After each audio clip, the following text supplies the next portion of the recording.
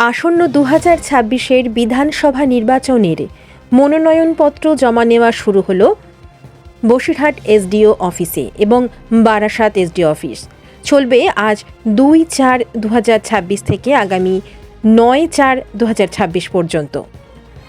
বসিরহাট দক্ষিণ বিধানসভা কেন্দ্রের 124 নম্বর পার্টে মনোনয়ন জমা করলেন এসইউসিআই প্রার্থী হিরণময় মণ্ডল।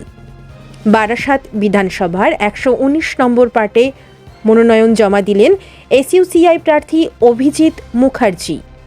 হাবড়া কেন্দ্রের বিজেপি প্রার্থী দেবদাস মণ্ডল মনোনয়ন জমা দিলেন বারাসাত এসডিও অফিসে।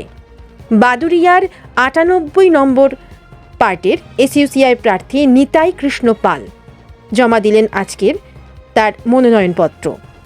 102 নম্বর পার্টের আমডাঙ্গা বিধানসভার এসইউসিআই প্রার্থী কামাল উদ্দিন মনোনয়নপত্র জমা দিলেন। শুনতে থাকুন 91.2 FM রেডিও সুন্দরবন। আরও অনেক নিউজ পেতে এবং ভোট সংক্রান্ত বিভিন্ন আপডেটের জন্য অবশ্যই সাথে থাকুন 91.2 FM রেডিও সুন্দরবনের।